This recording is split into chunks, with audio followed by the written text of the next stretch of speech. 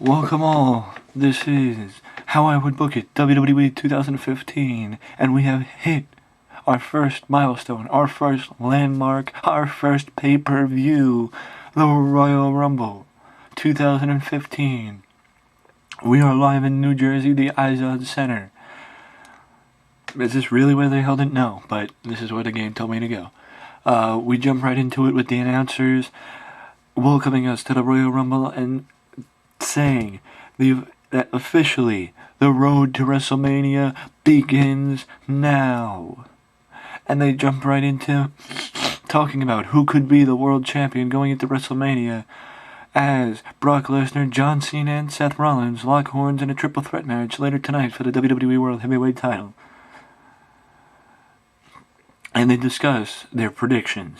And then they move right into it that sometime tonight, Mr. McMahon will be here to make a big announcement about the future of the WWE.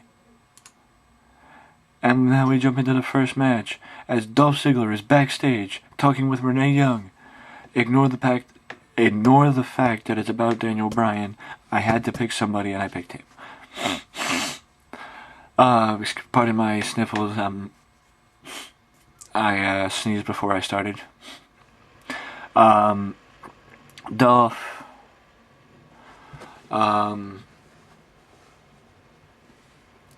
Dolph is being interviewed about the Royal Rumble and what a win in the Royal Rumble would mean for him,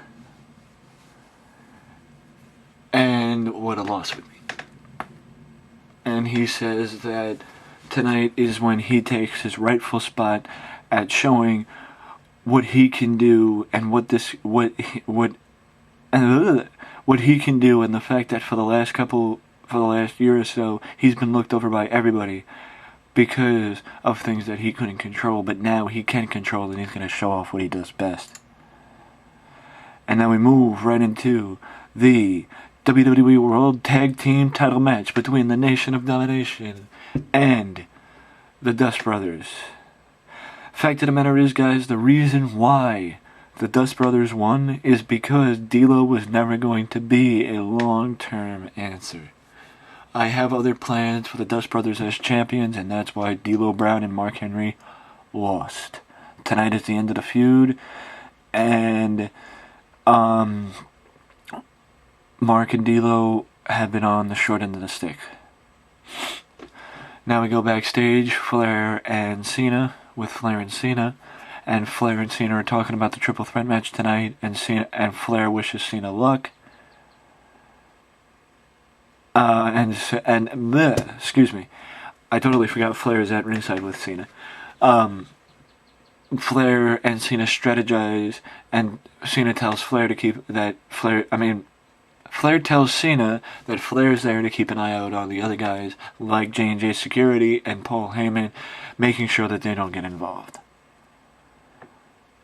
And, they say that, and Flair says, I said it before and I'll say it again, if anybody was going to break my record, I'm glad it's you, because nobody has a better work ethic in this company than you. And they pray, and he praises Cena. Seth Rollins comes out. He cuts a promo on Brock and the fact that tonight he's going to walk, he said Brock has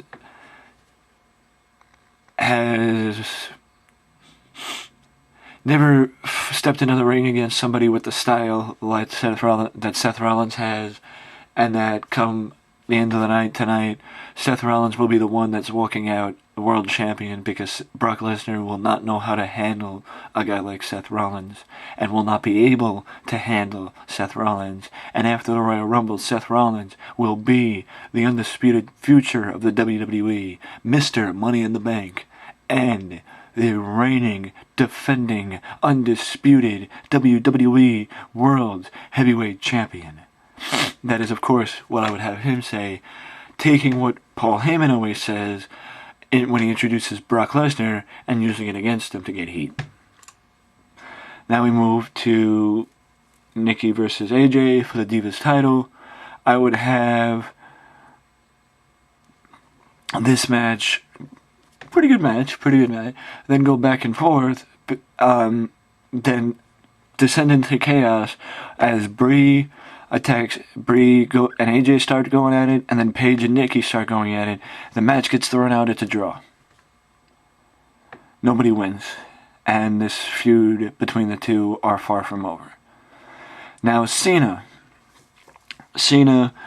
comes out, and instead of just touching on the main event, the world title match, I'll have Renee ask him the question: what does it mean to have Ric Flair's blessing when it comes to breaking Ric Flair's record of 16 world titles?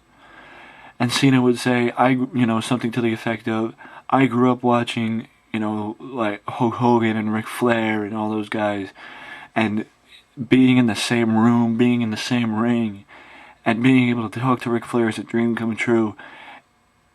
And having Ric Flair praise me and saying that if anybody would be able to win, if he had the chance to choose who could break his record, he's happy it's me. That's a very humbling experience, and I'm definitely going to do Ric Flair proud, and I'm going to be the one walking out of the Eyes Out Center here in Jersey with the WWE World Heavyweight title. I guarantee it. And that's also why the reason why I also keep saying that I would let these guys talk for themselves is because there are some people that have their own character, have their own mystique about them, that you really can't talk for them, So I let them talk for themselves and let them project the type of character that they want to project and they want the people to see on screen, and not where I am dictating or in charge of what character everybody projects on the screen. And me doing that allows me to focus on other people and maybe get feuds for people like, or gimmicks for people like a Fandango or a Curtis Axel or a Bad News Barrett, or people who might be lost in the shuffle otherwise. So so I'm able to split my attention. The current segment I'm on right now is traditional WWE. Before they go into a match, they run a video package highlighting the history between these two, and the video package I'm talking about is Dean Ambrose and Bray Wyatt. This video package would of course go back all the way to Dean versus Bray. Bray attacking Dean at Hell in a Cell, and everything that has happened between the two since last October at Hell in a Cell. And the great promos, the action, the chaotic action, and then we move to the match. Bray Wyatt, Dean Ambrose, I Quit match. Bray wins, because right now, the reason why Bray wins is because I have something for Bray at WrestleMania. Sorry for talking like that. WrestleMania, and I don't have anything for Dean. So, what do?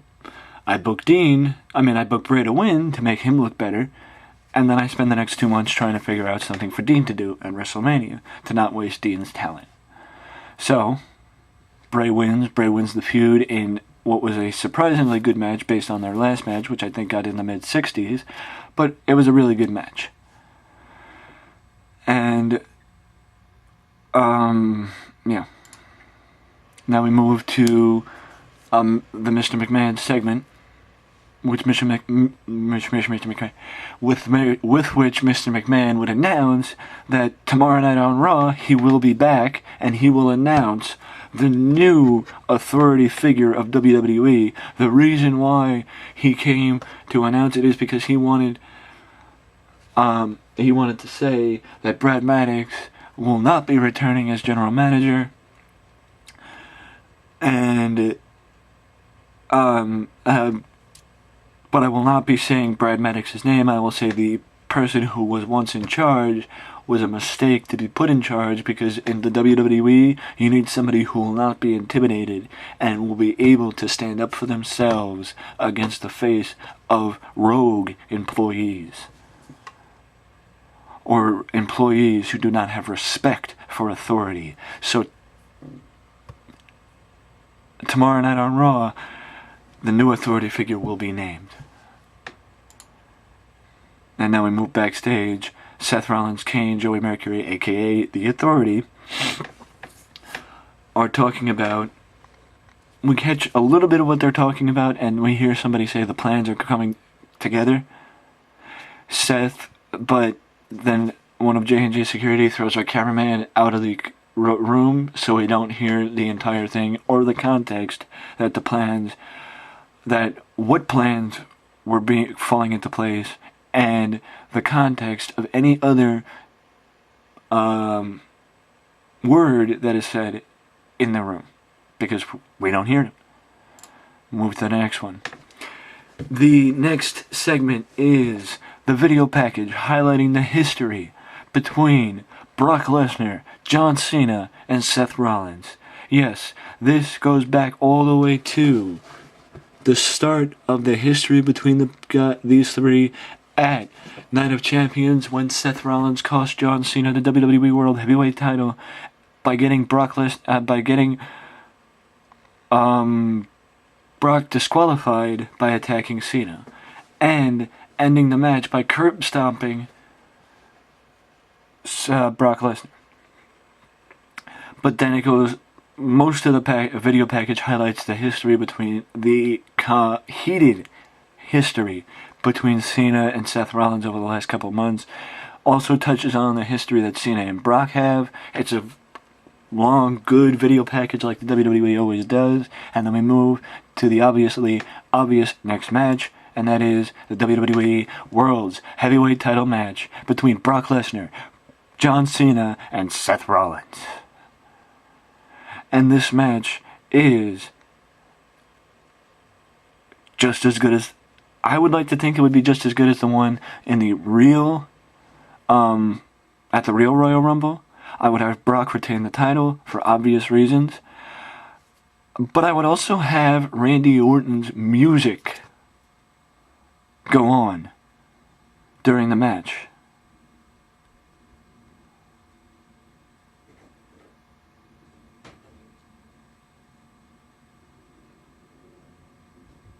To distract Seth Rollins and scare Seth Rollins into thinking that Randy's going to come out. But that would be a false finish. Meaning, you would think that Seth Rollins is going to be cost the match by Randy Orton, but it's just a distraction.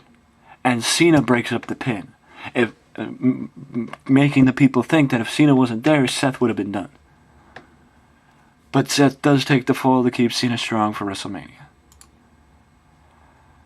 A disappointing interview here between Daniel Bryan and Renee Young. This interview basically centers around how Daniel Bryan, most people didn't think Daniel was going to be here for the Royal Rumble, and thought that Daniel was going to be still injured, and how Daniel's neck is feeling, and how Daniel's feeling going into what could be considered the biggest match of his career since coming back. And Daniel says one word, that he didn't think he was going to come back, but he did.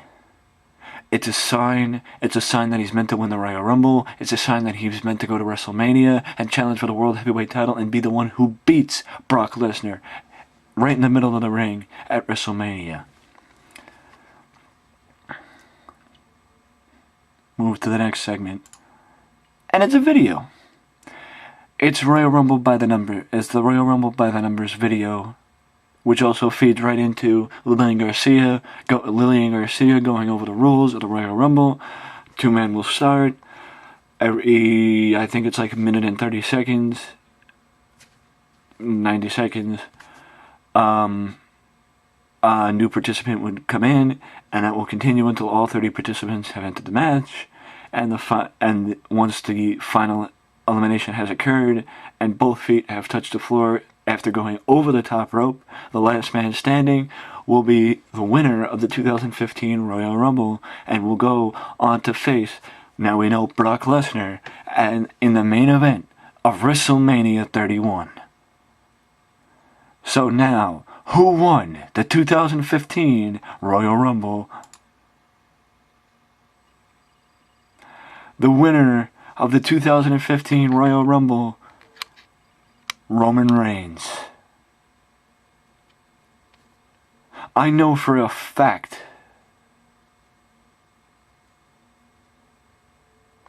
I know for a fact that people might say, why the fuck did you make Roman Reigns win?